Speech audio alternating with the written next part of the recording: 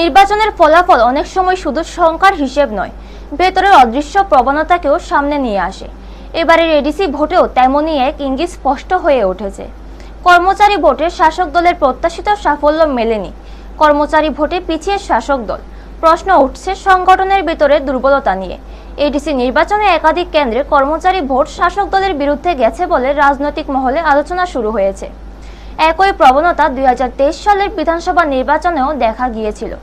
বহু সরকারি কর্মচারী নিজের এলাকায় বসবাস করেও ভোট দিয়েছেন শাসক দলের বিপক্ষে। এমন অভিযোগও উঠে এসেছে বিভিন্ন মহল থেকে।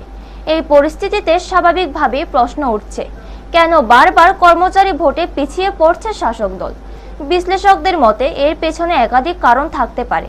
প্রথমত, শাসক দলের অধীনে থাকা বিভিন্ন কর্মচারী সংগঠনের মধ্যে ঐক্যের অভাব একটি বড় কারণ হিসেবে উঠে আসছে। একাধিক সংগঠনের মধ্যে সমন্বয়ের ঘাটতি, অভ্যন্তরীণ মতবিরোধ ও নেতৃত্বের দ্বন্দ্ব সংগঠনের শক্তিকে দুর্বল করে দিচ্ছে বলে মনে করা হচ্ছে। দ্বিতীয়ত, সংগঠনের নেতৃত্ব নিয়েও প্রশ্ন উঠছে।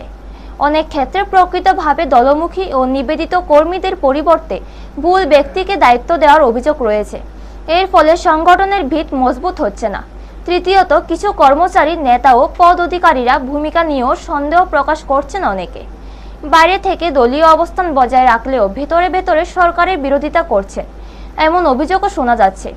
এই ধরনের দ্বৈত অবস্থান সংগঠনের প্রতি আস্থা কমিয়ে দিচ্ছে।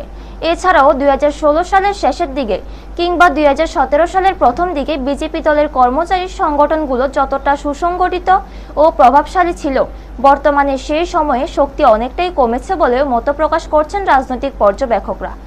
সমগ্র পরিস্থিতি বিবেচনায় একটাই বিষয় স্পষ্ট, কর্মচারী সংগঠনকে শক্তিশালী করতে হলে প্রথমে প্রয়োজন ঐক্য, স্বচ্ছ নেতৃত্ব এবং প্রকৃত দলমুখী কর্মীদের এগিয়ে আনা। না হলে উপর থেকে ঐক্যবদ্ধ দেখালেও ভেতরে বিভাজন থাকলে তার প্রভাব নির্বাচনের ফলাফলে পড়বেই, এমনটা মনে করেছেন সংশ্লিষ্ট মহল। ব্যুরো রিপোর্ট, নিউজ তৎকাল 24।